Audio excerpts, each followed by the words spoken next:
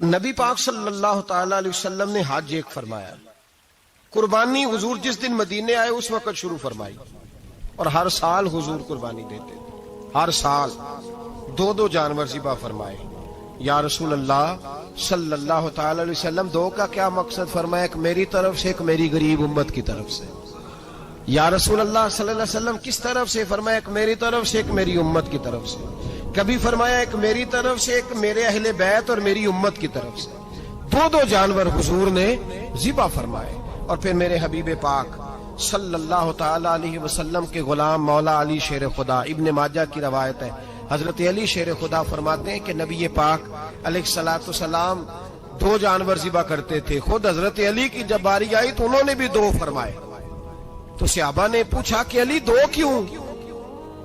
دو کس لیے؟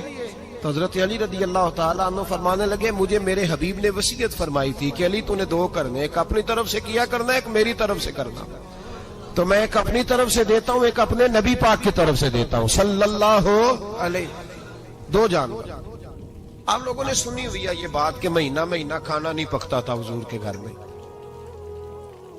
حضرت عائشہ فرماتی ہیں 3 چاند اور 3 سورج کٹھے کبھی نہیں دیکھے جب ساتھ روٹی بھی کھائی ہو، یعنی 3 دن مسلسل کبھی کھانا نہیں کھایا۔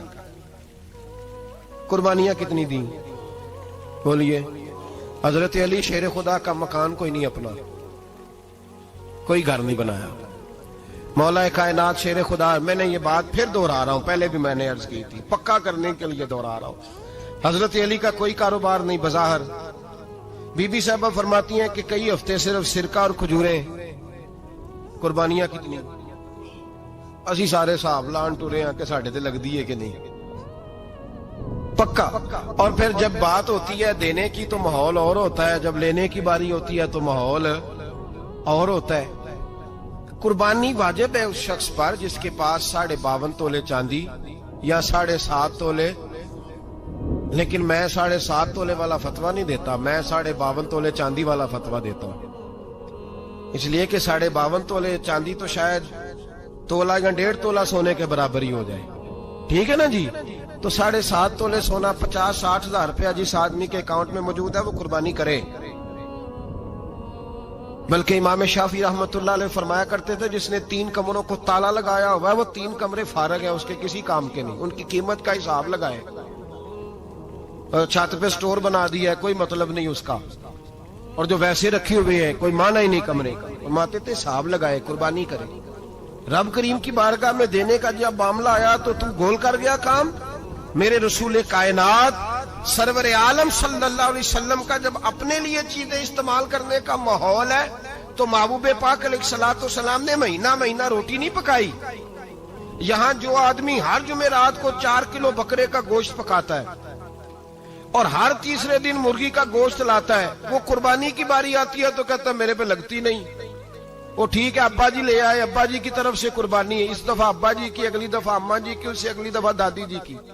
او خدا کے بندو، جس آدمی کے پاس پیسے ہیں پہلے اپنی قربانی واجب ہے۔ میری بات کی سمجھ آ رہی ہے عزیزوں کو؟ جو آدمی صاحب استطاعت ہے پہلے کس کی قربانی کرے گا؟ وہ کمائی کرتا ہے، اس کے اپنے اکاؤنٹ میں تنخواہ آتی ہے، ابا جی کے اکاؤنٹ میں نہیں آتی۔ اس نے اپنا بینک بیلنس چوری بھی رکھا ہوا ابا جی سے۔ پہلے اپنی قربانی کرے، اگر اس کو شوق ہے، دل کرتا ہے تو ایک اور خریدے، پھر ابا جی کی طرف سے کرے۔ اگر اللہ نے توفیق دیا تو ایک اور خریدے، اماں جی کی طرف سے کرے۔ اور اگر اس کے دل کو اللہ ٹھنڈک عطا کرے، سکون کرے، تو پھر اپنے رسول کی طرف سے بھی قربانی دے، پھر اپنے محبوب کی جانب سے بھی قربانی کرے۔ نبی پاک صلی اللہ تعالی علیہ وسلم نے ہر سال 2 قربانیاں دی، 10 سال۔ کل کتنی ہوگی 10 سالوں میں؟ بولیے۔ اور جب حضور حج کرنے گئے نبی پاک نے 63 اونٹ ذبح فرمائے۔ ایک اونٹ میں کتنی قربانیاں ہوتی ہیں؟ 63 اونٹ حضور نے ذبح فرمائے۔ اور حدیث بڑی مزیدار ہے، حضرت ابو ہریرہ رضی اللہ تعالیٰ عنہ فرماتے ہیں کہ جب اونٹ ذبح کرنے کی باری آئی تو ہم سوچ رہے تھے، پریشان تھے کہ یہ تو بڑا مشکل ہے ذبح کرنا، بڑا مشکل ہے، اس کو تو نہر کرنا پڑتا ہے، گرانا پڑتا ہے، باندھنا پڑتا ہے، سب سے مشکل کام اونٹ ذبح کرنا ہے۔ تو نبی پاک صلی اللہ علیہ وسلم کی تو عادت کریمہ ہے، اپنے ہاتھ سے ذبح کرتے ہیں حضور۔ وہ ہمارا اللہ خیر کرے، اب اللہ ہی حافظ ہے. ذبح کرنا تو دور کی بات ہے، ہمارا جو BA پاس لڑکا ہے نا اس کو ڈر آتا ہے جانور کے پاس کھڑے ہوتے بھی. کہتے ہیں بچوں کو اندر لے جاؤ، 10 سال کا 12 سال کا اندر لے جاؤ، ذبح کرنا ہے، روئے گا. اب بس کرو یار، یہ کس قوم سے تمہارا تعلق پڑ گیا ہے؟ ہمارے تو 12 اور 14 سال کے معوذ اور معاذ ابو جہل کی گردن کاٹ کے رکھ دیا کرتے تھے، اور تو بچہ بکرا ذبح کرنے سے ڈرا رہا ہے. اس کو کھڑا کر لا کے، قربانی تو جہاد کی ٹریننگ ہے، وہ کھڑا کر، اس کو کہا بیٹا یہاں کھڑا ہو، اللہ کے رستے میں بکرے کی گردن کاٹنی ہے. اگر کوئی شخص خدا رسول کے دین کی مخالفت کرے، کفر کا جھنڈا اٹھائے تو اس کی گردن بھی کاٹنی ہے. یہ ٹریننگ ہے بچوں کے لیے. یہاں عجیب ماحول ہے، ڈر لگ رہا ہے، پیچھے ہٹ جاؤ. اور جس صاحب کی قربانی ہے وہ بھی کوئی 1.5 کلومیٹر کے فاصلے پہ کھڑے ہیں، دور کھڑے ہو کے دیکھ رہے ہیں. نفیس ہی بڑے ہیں جناب، لطیف ہی بڑے ہیں. کپڑوں کو کوئی قطرہ خون کا لگ گیا تو بڑی مصیبت بن جائے گی. اور امیر آدمی اس کا تو گھر کسائی نے خود فون کیا ہے کہ صاحب سب سے پہلے میں آپ کے گھر آؤں گا. اس کو پتہ ہے کہ منہ مانگی قیمت ملے گی. مہربانی فرمائیں، قربانی میرے رسول پاک صلی اللہ علیہ وسلم سے زیادہ نفاست والی طبیعت کسی کی نہیں. صحابہ کہتے ہیں اتنا حسین محبوب کا انداز تھا کہ کبھی کپڑوں پہ مکھی بھی نہیں بیٹھی تھی. اور حضور سے ہم سلام لیتے تھے، دست مبارک چومتے تھے تو ہمارے ہاتھوں سے کستوری کی خوشبو آنے لگتی تھی. اور فرماتے ہیں نبی پاک کا ہاتھ یوں ہوتا تھا کہ برف بھی اتنی ٹھنڈی نہیں جتنا پیارا حضور کا ہاتھ ٹھنڈا ہوتا تھا. پھر بھی حضور دست مبارک میں خنجر پکڑتے، جانور کو لٹاتے اور اپنی طامت کو سمیٹتے، اور اللہ کے حبیب گھٹنا رکھتے اس کی گردن پر، اور بسم اللہ اللہ اکبر کہہ کے ذبح فرماتے. حضور خود دست مبارک سے. تو اتنا زیادہ نازک مزاج ہو گیا ہے کہ اب یہ والی سنت ادا کرنا مشکل ہو گیا تیرے لیے. 63 اونٹ ہیں. اور صحابہ کرام علیہم رضوان فرماتے ہیں کہ حال یہ ہے ہم سوچ رہے ہیں کیسے ذبح کریں گے، کیا کریں گے، کیسے گرائیں گے. اور نبی پاک صلی اللہ علیہ وسلم کہتے ہیں ہم ابھی سوچ میں ہی تھے کہ حضور نے چھری پکڑی. خنجر جب حضور نے اٹھایا تو فرماتے ہیں اونٹ دوڑتا ہوا آیا اور نبی پاک کے سامنے آ کے لیٹ گیا. فرماتے ہیں اللہ کے رسول نے بسم اللہ اللہ اکبر کہہ کے ذبح کیا. اس نے ٹانگ بھی کوئی نہیں ہلائی، پیر بھی کوئی نہیں ہلایا. وہ کسی شاعر نے بڑی عجیب بات کہی تھی. اس نے کہا پھنسی جو دام میں بلبل تو لگی یوں کہنے، کرے گا قتل کیا تو نے جب اسیر مجھے، کباب شمع کے شعلے پہ کیجیو صیاد، شکل گل نظر آئے دم اخیر مجھے. وہ کہتے ہیں بلبل کو شکاری، صیاد شکاری نے پکڑ لیا بلبل کو، تو صیاد سے بلبل کہنے لگی تو نے پکڑا ہے تو قتل تو کرے گا ہی نا، کھائے گا تو صحیح، ایک میری منت ہے. شکاری کہنے لگا وہ کیا؟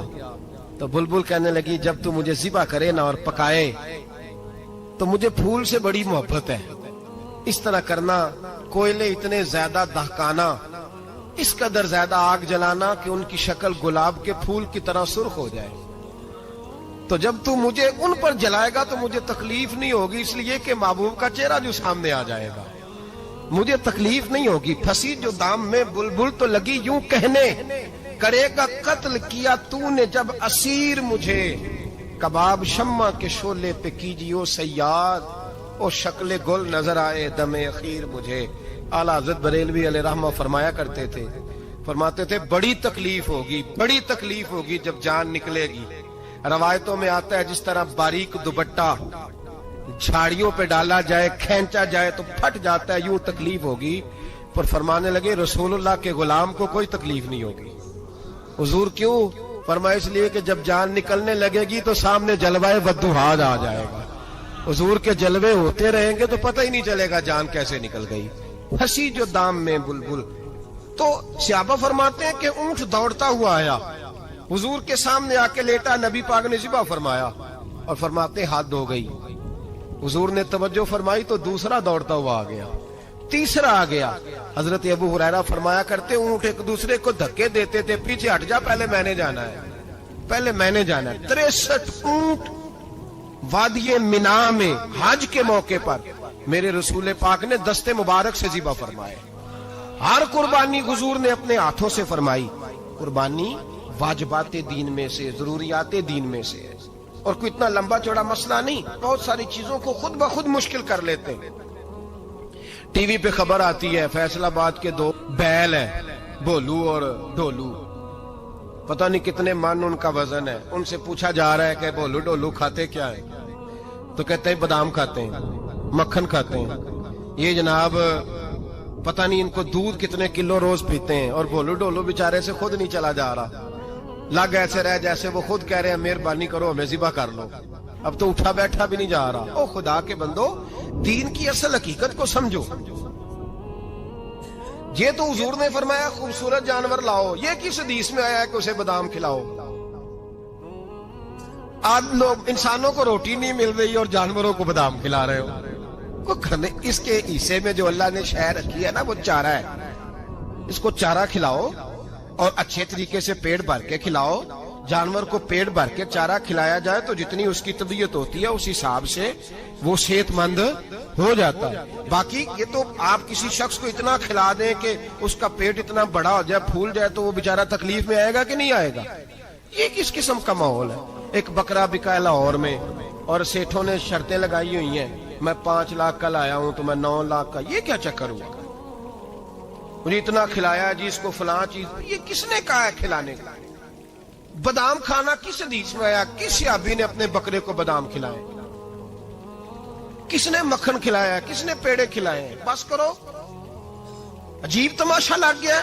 اور یہاں تو اتنی بری حالت ہو گئی ہے کہ عورتیں ناچنے لگی ہیں قربانی کے جانوروں کے آگے، بیبیاں بیچنے لگی ہیں. اللہ کے غضب کو آواز نہ دو. یہ قربانی ہے کہ ہر چیز کا، مذہب کی ہر شے کا مذاق بنا دیا ہے. جس دین نے عورت کی اپنی قربانی بھی ہو تو اس کو ذبح کرنے کی اجازت نہیں دی، مرد ذبح کرے گا. جو دین کہتا ہے کہ عورت ذبح نہیں کرے گی، وہ عورت بیچ سکتی ہے اللہ کے جانور؟ یہاں جس کا میں نے رمضان میں بھی کہا تھا، پھر بات دہراتا ہوں، سارا سال ناچتے گاتے ہیں اور عید کا موقع آتا ہے تو 2-4 مولوی بٹھا کے وہ دین سکھانا شروع کر دیتے ہیں. کوئی پتہ ہی نہیں، کوئی خبر ہی نہیں. جس بوتل میں کل تک شراب بک رہی تھی اسی میں دودھ پلاؤ گے؟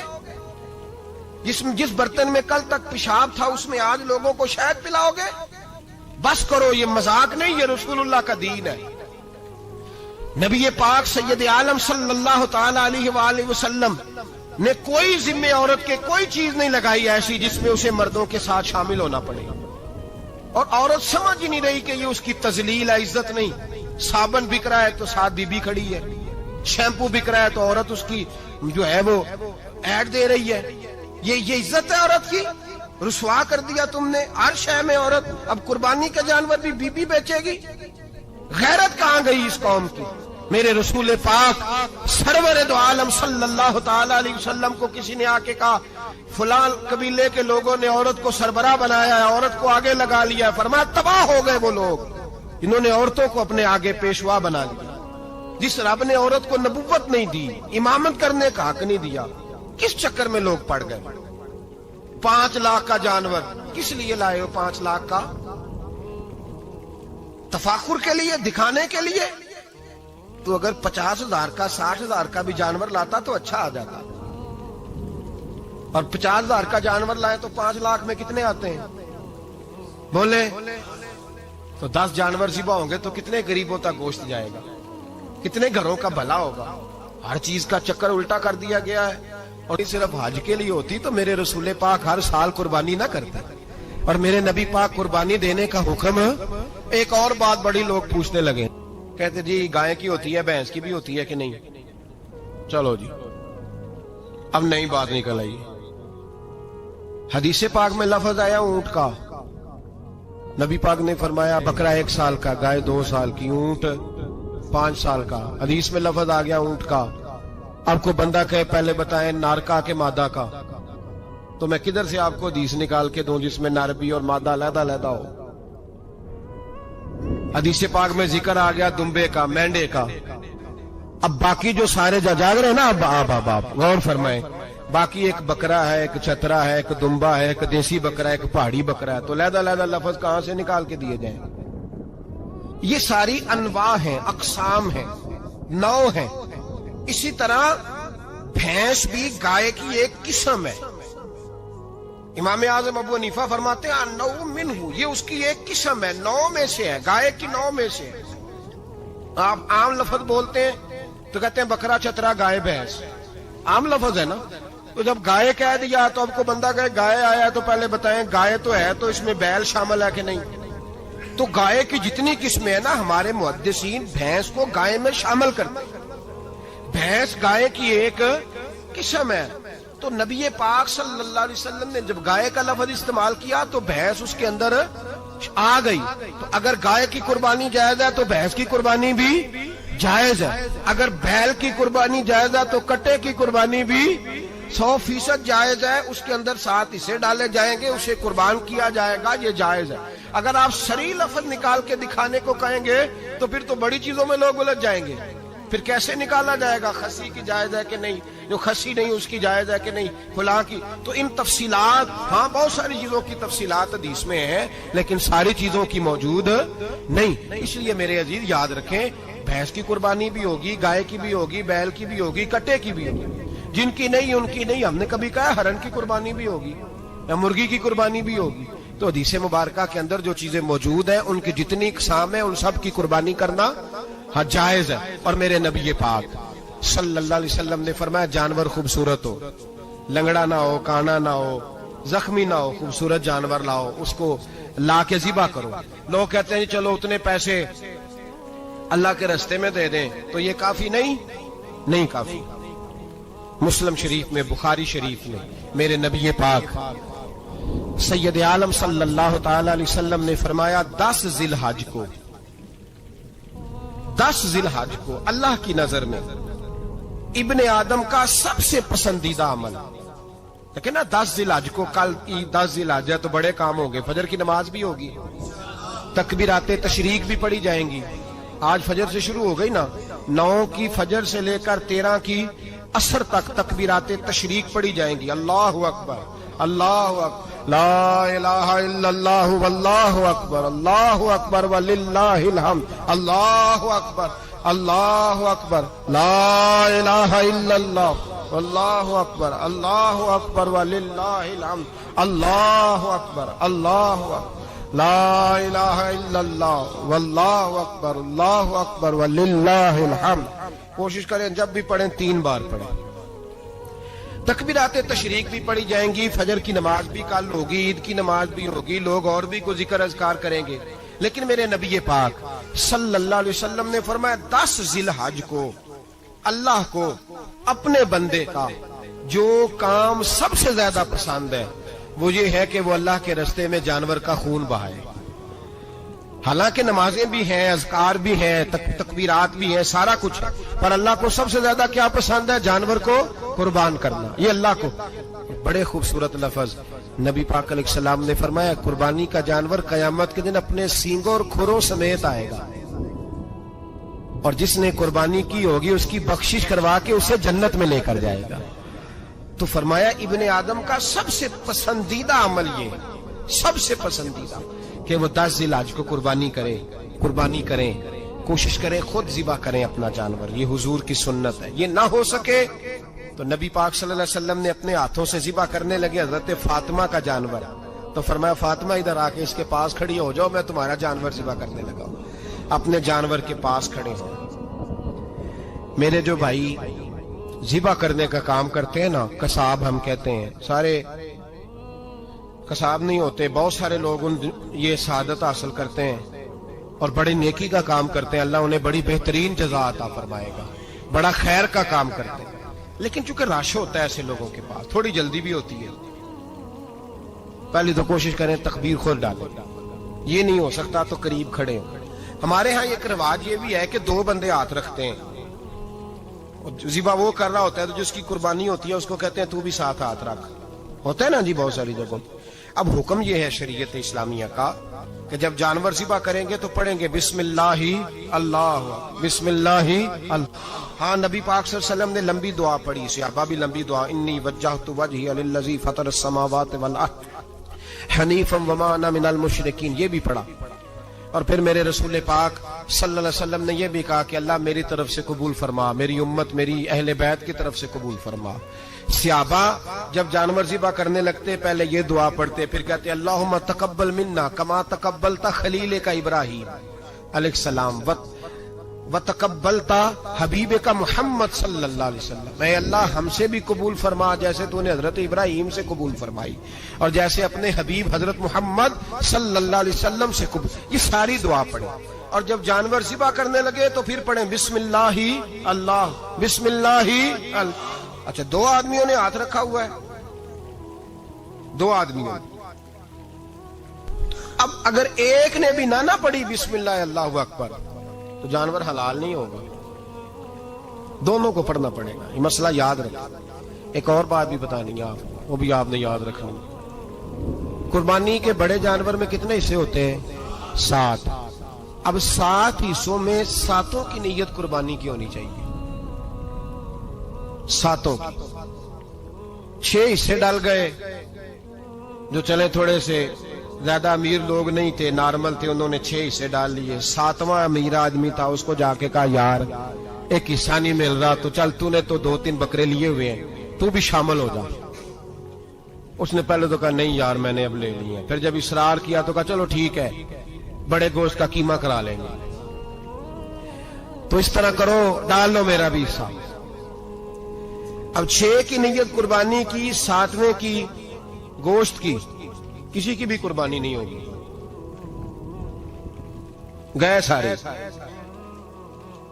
اب اس کے لیے شرط کیا ہے کہ اس کو بھی آپ، اصل میں ہمیں مسائل نہیں آتے، نہ ہم سیکھتے ہیں نہ پتہ کرتے ہیں، پھر خرابی ہوتی ہے.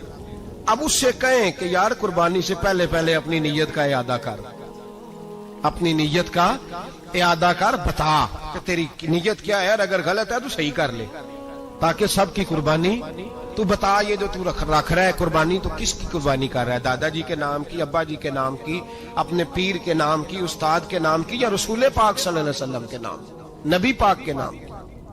اس سے پوچھیں اور جو وہ نیت بتائے اس نیت کی دعا ہوگی، اس کی طرف سے کہا جائے گا اے اللہ اس کی طرف سے اسے قبول. میری بات کی سمجھ آ رہی ہے میرے عزیزوں کو؟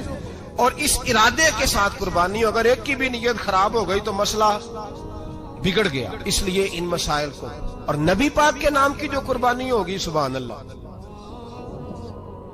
میں کرامات کا زیادہ قائل نہیں، ہم کرامات کے نہیں کیفیات کے قائل ہیں، کیفیات کی. اور دین ویسے بھی لفظوں کا نام نہیں کیفیت کا نام ہے. میرے حصہ فرمایا کرتے تھے ہم کرامت سے زیادہ کیفیت کے قائل ہیں. اگر مرید ساری زندگی کرامتیں سناتا رہے اور کبھی اسے مدینے جانے کا شوق ہی پیدا نہ ہو، کبھی نبی پاک کے نام پہ آنسو نہ آئے، تو پھر کرامت کا فائدہ نہیں، کیفیت تو ملی نہیں اسے. ہم کیفیت، اسی طرح ہم نظرانے کے نہیں نظر آنے کے قائل ہیں. تو بھائی یہ یاد رکھ لیں کیفیت کا نام دین ہے. نبی کریم علیہ الصلوۃ والسلام بائی دا وے ایک قضائے حاجت کے لیے ایک باغ میں تشریف لے گئے. حضور باغ کے اندر داخل ہوئے ہی تھے، اونٹ بندھا ہوا تھا. تو حضرت ابو درداء رضی اللہ تعالیٰ عنہ کہتے ہیں وہ اونٹ نے حضور کی طرف دیکھا تو اس نے رونا شروع کر دی. اصل میں دکھ پوچھنے والا کو ملے تو پھر ہی رونے کا مزہ آتا ہے. ہر جگہ تو دکھ سنایا بھی نہیں جا سکتا. ایسا ملے نا جو دکھ پوچھنے والا ہو، تسلی تشفی دینے والا ہو، جس کے کندھے پہ سر رکھ کے بندہ دیر تک روئے. اونٹ رونے لگا تو حضرت ابو درداء رضی اللہ تعالیٰ عنہ فرماتے ہیں نبی کریم علیہ السلام اس کی طرف بڑھے، حضور نے اس کی پشت پر ہاتھ رکھا تو وہ اور زیادہ رونے لگا. پھر میرے محبوب نے اپنے کان مبارک اس کے منہ کے قریب کیے تو اس نے کوئی بات کی. محبوب نے فرمایا بلاؤ نا اس کے مالک کو کہاں ہے. وہ جب آیا تو حضور صلی اللہ علیہ وسلم نے فرمایا کہ تم اسے اس کی ضرورت سے زیادہ اس پر وزن رکھتے ہو، اسے اذیت دیتے ہو، تکلیف پہنچاتے ہو. پھر حضور علیہ السلام نے فرمایا اسے کھانا اور پانی وقت پر نہیں دیتے، دھوپ چھاؤں کا خیال نہیں رکھتے. اور آخری لفظ حدیث کے محبوب فرمانے لگے تم اس کے بارے میں اپنے رب سے نہیں ڈرتے، اس کے حقوق کے تحفظ کے لحاظ سے تم اللہ کا خوف نہیں رکھتے، وہ تم سے پوچھے گا اس کے بارے میں. یہ حدیث حضرت ابو درداء رضی اللہ تعالیٰ عنہ نے سنی ہوئی تھی نا. جب آپ کا اپنا وقت وصال آیا نا تو حضرت ابو درداء نے بھی اونٹ رکھا ہوا تھا. جناب ابو درداء رضی اللہ تعالیٰ عنہ نے گھر والوں سے بھی معافیاں مانگی، رشتہ داروں سے بھی، دوستوں سے بھی. تو پھر اونٹ کے سامنے بھی جا کے کھڑے ہو کہنے لگے اونٹ دیکھنا اللہ کی بارگاہ میں میری شکایت نہ کر دینا، اس کے حضور کہہ نہ دینا کہ یا اللہ اس نے میرے حق نہیں ادا کیے۔ فرمایا میں نے کوشش کی ہے تیرے حقوق ادا کرنے کی، اور اگر کہیں کمزوری رہ گئی تو مجھ سے درگزر کر دو۔ نہیں، یہ انداز تھا ان لوگوں، جن باتوں کا ہمیں پتہ چل چکا ہے اس پر عمل کی بھی تو کوشش ہونی چاہیے۔ تو میرے عزیزوں، جانوروں کے حقوق میرے نبی کریم علیہ الصلوۃ والسلام نے بیان فرمائے۔ سب سے پہلی بات حضور نے یہ بیان کیا کہ جانور کو گالی نہ دو۔ ایک شخص نے ایک مرغ کو گالی دی تھی تو نبی پاک علیہ السلام نے فرمایا اسے گالی نہ دے، یہ تو تجھے آذان کے لیے بیدار کرتا ہے۔ پتہ نہ کچھ نوابزادوں اور شہزادوں کی نیند خراب کرتا ہے مرغا بھی، تو خیر مرغوں نے اذانیں پڑھنی چھوڑ دی۔ تکلیف کی بات ہے، خوشی کی بات نہیں، درد کی بات، یہ اذیت کی بات نہیں۔ وہ وطن بھی کو وطن ہے جس میں اذان کی آواز ہی نہ آئے، وہ دیش بھی کو دیش ہے۔ ہم جا کے اب بسنے لگے ہیں ٹاؤنوں کے اندر، سوسائٹیوں کے اندر، جہاں اذان کی آواز ہی نہیں آتی۔ کچھ جگہ ہے جہاں اذان کی آواز ہی نہ آئے۔ ہمارے ہاں جو غریب لوگ ہوتے ہیں نا، وہ گدھا ریڑھی پہ دفعہ سبزی بیچتے ہیں۔ یہ ہمارے آج کل کنو بہت زیادہ ہے مارکیٹ میں، تو میں دیکھتا ہوں کہ سڑک کے اوپر گدھے کو بھی کھڑا کیا ہوا، اس لیے کہ اب وہ اسی کے اوپر سارا دن رکھیں گے اس کو، اور شام تک جب تک بکے گا نہیں اس بیچارے کی خلاصی نہیں ہوگی۔ نبی پاک صلی اللہ علیہ وسلم نے فرمایا کہ جانور کو سواری بناؤ، کرسی نہ بناؤ۔ دو صحابہ بیٹھے تھے گھوڑے کے اوپر، ایک ادھر بیٹھا تھا ایک ادھر بیٹھا تھا، دونوں آپس میں باتیں کر رہے تھے۔ جس طرح ہمارے زمانے میں جو نئی نئی کار خریدتا ہے نا، تو اس کا بھی کوئی واقف مل جائے تو وہ روڈ کے اوپر کھڑے ہو کے بات کرتا ہے، چونکہ روڈ تو اس نے الاٹ کرایا نا اپنے نام۔ تو میرے جیسا آدمی کئی دفعہ پیچھے ہو بھی نا، تو ایک دن بچہ مجھے کہنے لگا کہ زور سے ذرا ہارن دی، تو میں نے کہا یار اس کے پاس نئی نئی دولت آئی ہے تو مطلب اس کو ہارن نہ دے، پتہ نہیں کہاں سے بولے گا، تو اس کا تو کچھ نہیں بگڑے گا، تو ہمارے لیے مسئلہ بنے گا۔ یہ ارج نہیں، اب یہ کھڑا ہے تو کھڑا، یہ اس کو لوگ چودراہٹ سمجھتے ہیں، یہ چودراہٹ نہیں ہوتی، اس سے یہ آپ کے کمزور ہونے کی علامت ہے۔ اس طرح چھوٹا آدمی اس طرح کے کام کرتا ہے، بڑے لوگ تو کسی کو تکلیف ہی نہیں دیتے کیونکہ وہ بڑے ہوتے ہیں۔ تو نبی پاک علیہ السلام نے دیکھا دو غلاموں کو، ایک کے گھوڑے کا منہ ادھر ہے دوسرے کا ادھر ہے، تو آپس میں گفت و شنید کر رہے ہیں۔ میرے رسول کریم علیہ السلام نے وہیں تنبیہ فرمائی، حکم دیا، فرمایا سواریوں کو سواریاں بنایا کرو، کرسیاں نہ بنایا کرو، جب تک چلنا ہو اس پر بیٹھو، اور جب بات کرنی ہو تو گھوڑے سے نیچے اترو، پھر بات کرو تو پھر دوبارہ گھوڑے پہ بیٹھو، کہ اس سے اتنا ہی کام لیا جائے جتنا وہ اس کا بوجھ برداشت کر سکے۔ عبداللہ بن مبارک نے کرائے پہ گھوڑا لیا تھا، کرائے پہ سواری لیتے۔ حضرت عبداللہ بن مبارک رحمۃ اللہ تعالیٰ نے ایک شخص سے کرائے پہ گھوڑا لیا کہ مجھے فلاں سفر پہ جانا ہے تو گھوڑا کرائے پہ دے دو۔ اس نے کہا جی کس کس نے جانا ہے؟ تو آپ فرمانے لگے میرا وجود دیکھ لے، میں نہیں جانا ہے۔ طے ہو گیا، آپ نے گھوڑا اس سے لے لیا۔ جب آپ جانے لگے تو ایک آدمی رستے میں ملا، کہنے لگا حضور کوفے جا رہے ہیں؟ فرمایا ہاں۔ کہنے لگا یہ میرا خط بھی لے جائیے گا، یہ میرا خط ہے، اتنا وزن ہوتا ہے خط کا، یہ میرا خط ہے، فلاں آدمی کو دیجیے گا۔ تو آپ فرمانے لگے تو میرے ساتھ واپس چل گھوڑے کے مالک کے پاس، اگر وہ اجازت دے گا یہ سفر گھوڑے پہ زیادہ رکھنے کا تو میں رکھوں گا، اگر وہ اجازت نہیں دے گا تو میں نہیں رکھوں گا۔ تو وہ آدمی کہنے لگا حضور اتنی چھوٹی چھوٹی باتوں کا کیوں خیال رکھتے ہیں؟ عبداللہ بن مبارک فرمانے لگے اس لیے کہ میں رحمت للعالمین نبی کا ماننے والا ہوں، میرے رسول پاک علیہ السلام رحمت للعالمین ہے، تو میں اتنا بھی ظلم جانور پر کر سکتا، میں پہلے اجازت لوں گا اس کے مالک سے، اس کے بعد پھر میں آگے جاؤں گا۔ تیسری بات حضور علیہ السلام نے فرمایا جو جانور جس مقصد کے لیے پیدا کیا گیا اسے وہی کام لینا ہے، دوسرا کام نہیں لینا جس مقصد کے لیے پیدا کیا گیا۔ گھوڑا،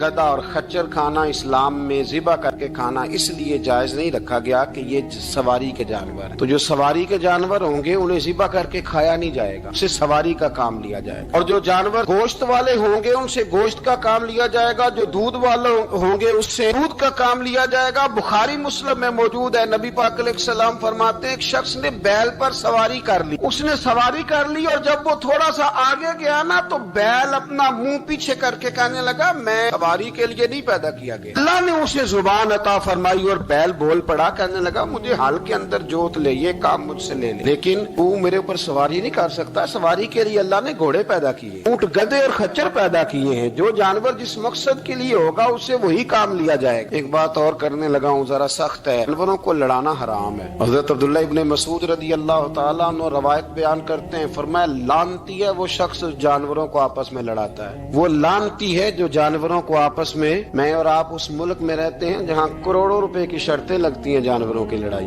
جانوروں کو اذیت دی جاتی ہے، تکلیف دی जाती है, कबूतर उड़ाए जाते हैं और इनाम उसको मिलता है जिसका कबूतर देर के बाद आए। कबूतरबाज कबूतर को बैठने नहीं देता। ये हराम है, शरीयत इस्लामिया में हराम है जानवरों का लड़ाना और उनको एक दूसरे के खिलाफ उभारना हराम है, दीन में मना किया गया है। अब जानवर को अगर पालेंगे भी तो उस हद तक पालेंगे कि जिस हद तक उसको किसी अजियत में मुब्तला न किया जाए। कुत्तों की लड़ाई कराई जाती है, मुर्गों की लड़ाई कराई जाती है, जानवरों को अजियत पहुंचती है, बैलों की लड़ाई होती है, सींग टूट जाते हैं, लहू इतना बहता है जानवरों का कि देखा नहीं जाता। लेकिन सामने बैठने वाले तालियां बजा रहे हैं। ये तो बड़े सख्त दिल लोगों के रवैये कि जानवर का खून बह रहा है और आप तालियां बजा रहे हैं। मुर्गे बेचारे की चूंच लहू लुहान हो गई है, सामने वाले ने इतना मारा है और यहाँ तालियां बज रही है कि मेरा जीत गया, बजाय इसके कि उसको पट्टी की जाती, उसको देखा जाता। ये तो संग दिल लोगों का काम है। हम तो रहमतल लिल आलमीन नबी के गुलाम सल्लल्लाहु अलैहि वसल्लम। हमारे दीन ने तो हमें ये मिजाज ही नहीं दिया। हमने तो प्यार करने, हमने तो मोहब्बत बांटनी, हमने तो शफकत करनी। नबी पाक अलैहिस्सलातु सलाम ने अनवर से उसके बच्चों को जुदा करने से मना फरमाया। जब तक बच्चे को माँ की जरूरत है उसे जुदा नहीं किया जाए, जब तक वो दूध पीता है उसे जुदा नहीं किया जाए। प्रिया का बच्चा भी छोटा है और उसकी माँ उसके लिए दाना लेके आती है तो उसे माँ से जुदा नहीं किया जाएगा। उसकी जज्बात का, एहसासात का ख्याल रखा जाएगा। यहाँ तो मेरे देहातों के जो बड़े समझदार किस्म के, समझदार खुदरी किस्म के लोग हैं, उनका भी जब बहू से इख्तलाफ होता है तो कहते हैं इसके बच्चे रख लो, ये जब खुद रोएगी तो लौट के आ जाएगी। इस महबूब ने जानवर से उसके बच्चे जुदा करने से मना किया, माँ से बच्चे जुदा कर रहे हैं। और सियाने लोग, कुछ मेके भी ऐसे हैं, मेके भी, वो कहते हैं बेटे तू आजा और बच्चे वापस कर दे, इसलिए कि भाई हमारा नहीं उनसे निजाम चलेगा, बच्चे उनके हैं तो तू उनको दे। या कितना जुल्म है ना। इंसान हो के ये बात कर रहा है, समझदार हो के, अक्लमंद हो के, जी शऊर हो। दावा है इसकी बुजुर्गी का। नबी रहमत सलाम के गुलाम हजरत अबू हुरैरा रदियल्लाहु ताला अन्हु फरमाते हैं, मिशकात में मौजूद है, फरमाया एक चिड़िया आई और आके मेरे नबी के कंधों पे बैठ गई। उस चिड़िया ने क्या कहा कि महबूब की आंखों में आंसू आ गए। हुजूर रोए, फटाफट हुजूर उठे, फरमाया कौन इसके बच्चे उठा के लाया? इसने इसके बच्चे उठाए, कौन है जल्दी बताओ। हजरत अबू हुरैरा कहते हैं सहाबी है कि या रसूलल्लाह मैं जरा पसंद आ गए थे तो मैं उठा लाया। हुजूर ने फरमाया इसे वापस कर देना, ये मेरी बारगाह में शिकायत कर रही है तो कयामत में भी तेरी शिकायत करे, जा वहीं रख के आ, जहाँ से तू उठा करके लाया था। मेरे दोस्तों, दीन इतने आला हुकूक बयान करे जानवरों के,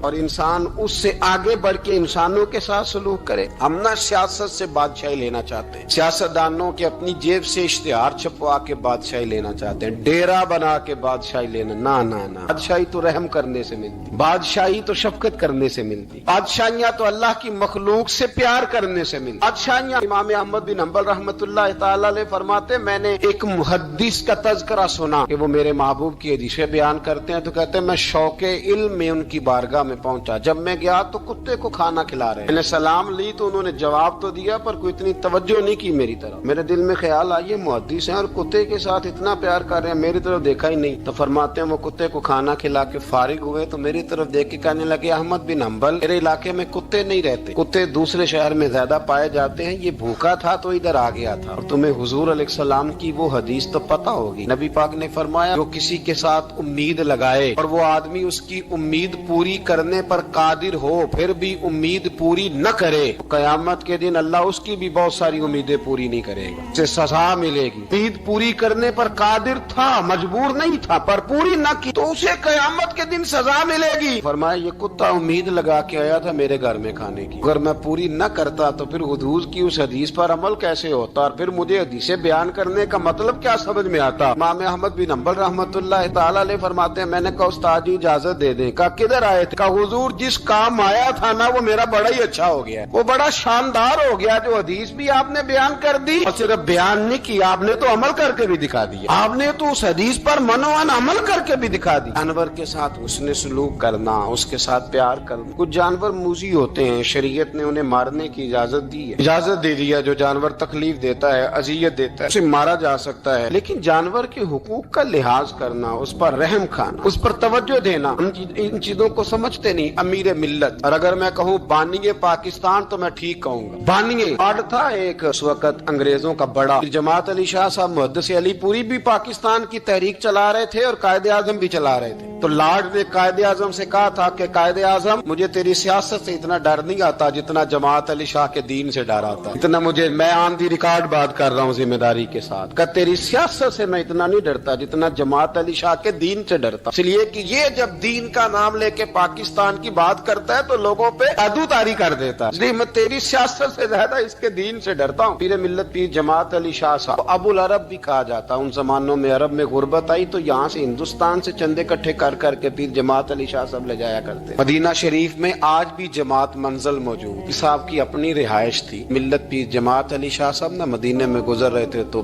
बड़े बड़े मुरीद साथ थे। उस जमाने में लोग हाथों में छड़ी रखा करते, जानवर अक्सर होते थे तो छड़ियां हाथों में होती थी। तो पीर साहब गुजर रहे थे, बूढ़े आदमी थे, साथ थे, तो एक कुत्ता दौड़ा दौड़ा आ गया। जब वो पीर साहब के करीब से गुजरने लगा तो एक मुरीद ने ना कुत्ते की टांग पे डंडा मारा, पीछे हट जा, कपड़ों को न लग जाना। तो चौंकने लगा, रोने लगा। जब भागा ना तो लोग कहते हमने अजीब मंजर देखा। 100 साल के पीर जमात अली शाह साहब पगड़ी हाथ में पकड़ी और कुत्ते के पीछे भागना शुरू कर, दौड़ के कुत्ते को उठा के लाए और यूं उसको सीने से लगाया। पीर साहब ना उस कुत्ते को अपनी रिहायश गाह पे ले गए, अपनी पगड़ी खोल के ना तो उसकी पट्टी की, फिर दूध का प्याला उसके आगे रखा। कुत्ते ने दूध पी लिया तो पीर जमात अली शाह साहब ने हाथ बांधे लगे, मदीने के कुत्ते भी पाक की बारगाह में मेरी शिकायत ना कर देना, हुजूर की बारगाह में शिकायत ना करना कि या रसूलल्लाह ये आते हाजिरी देना, हमें तकलीफ देते हैं, शिकायत ना करना मुस्तफा करीम की बारगाह में, मैंने नहीं इसे कहा था, इससे भूल हो गई, मैं माफी मांगता हूँ। मेरे अजीजों, वहाँ दर्द था, वहाँ सोच था, वहाँ प्यार था, वहाँ मोहब्बत थी, लेकिन हमारे रवैये इंसानों के हक में तो क्या जानवरों के हक में सख्त से सख्त तर होते जा रहे हैं। हमने अपने शौक से जानवर लड़ाने शुरू कर दिए, कबूतर उड़ाने शुरू कर दिए, तबाही पर तबाही का माहौल हम फराहम करते जा रहे हैं। इनसे प्यार करें, इनको आसानी देने की कोशिश करें।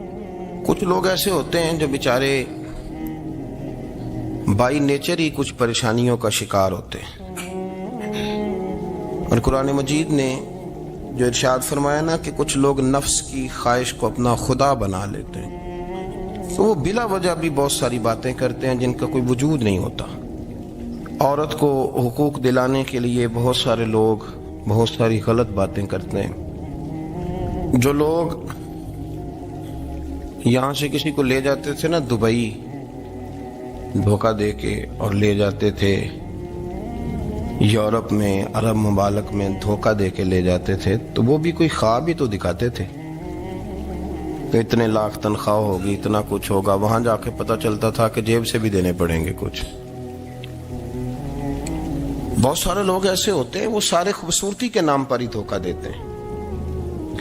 आपको पता है कि जो आदमी किसी को लालच देता है तो किसी को लूटने के लिए उसे लालच देना बड़ा जरूरी होता है। लोग पहले लालच देते हैं फिर लूटते हैं, पहले मुकम्मल लालच देते हैं, ये चीज मिल जाएगी, ये चीज मिल जाएगी। लोग मुकम्मल लालच देते हैं, उसके बाद फिर लूटते हैं। और अगर लालच ना दें तो कोई आदमी काबू आएगा? लोग लूटते हैं लालच देकर। अच्छा, अब वो जो जिसको लालच दिया जा रहा होता है वो कह रहा होता है कि नहीं नहीं तुम्हें नहीं पता, वो उस वक्त मानने को तैयार नहीं होता। वो कहता है इतनी खूबसूरत बातें कर रहा है, इतनी अच्छे पैगाम दे रहा है, तुम मेरे दुश्मन हो, तुम मुझे मना कर रहे हो। होश तब आती है कि जब सब कुछ लुट जाता है। औरत को वैसे भी काबू करना बड़ा आसान होता है।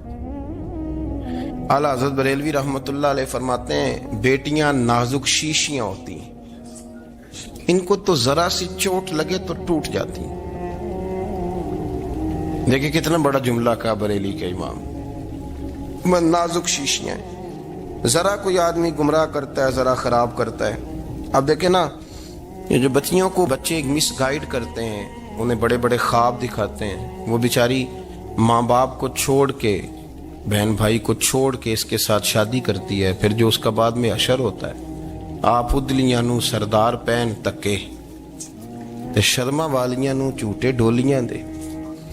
फिर वो बेचारी माँ बाप रखते नहीं, वो जुल्म करता है, तो कितनी बड़ी तकलीफ में वो बच्ची आ जाती। नाजुक शीशी होती है ना तो टूट जाती। यही हाल अब जदीद खवातीन और ये जो कुछ एंकर पर्सन है, ये असल में ना ये आपको सियासत सिखाते हैं, लेकिन ये मादर पिदर आजाद लोग हैं, बिल्कुल आजाद। ये तो उलमा शोर ना करें, बात ना करें, गुफ्तगू ना करें, मशाइख बात ना करें, और ये जो कुछ संजीदा और दीनी तबका है ये कोई शोर ना करे, ये तो रोडों पे नंगे होके आ जाए माशल्लाह। خوفناک نظریہ رکھتے ہیں یہ لوگ. عورت کو کہتے ہیں تیرے حقوق ہم تجھے لے کے دیں گے. مثلاً وہ کون سا حق ہے جو تم نے لے کے دینا ہے؟ میرے نبی کریم صلی اللہ علیہ وسلم اس کو بیٹی بھی بنایا ہے, اس کو بہن بھی بنایا ہے, اس کو ماں بھی بنایا ہے, اسے بیوی کا عالی شان رتبہ بھی عطا فرمایا ہے. اور چونکہ بیٹی کا بھی حق بڑا بیان کیا جاتا ہے, بہن کا بھی, ماں کا بھی, اور بیوی کے معاملے میں لوگ سمجھتے ہیں کہ زیادہ بات نہیں کرنی چاہیے, شاید مسئلہ خراب ہو جائے. حالانکہ نبی پاک صلی اللہ تعالی علیہ وسلم نے بیوی کے بارے میں پتہ کیا فرمایا؟ فرمایا جب تم نکاح کر لیتے ہو تو اپنا ایمان محفوظ کر لیتے ہو. اب میں اس کی شرح نہیں کرتا, اب خود کر لیجئے گا کہ وہ ایک ایسی شخصیت ہوتی ہے کہ جس کی موجودگی میں آپ کا ایمان محفوظ ہے.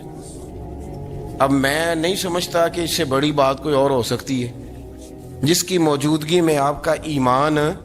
اور بھائی یہ حدیث پاک عرض کر رہا ہوں, نکاح جب کوئی کر لے تو اس نے اپنا ایمان مکمل کر لیا. اس کا معنی یہ ہوا کہ آپ کا ایمان محفوظ ہے اس کی موجودگی میں. تو اس سے زیادہ بھی, یعنی ایمان سب سے قیمتی چیز ہے نا, تو اس کے محفوظ ہونے کی وجہ حضور نے نکاح بیان کر دی. اب میرا خیال ہے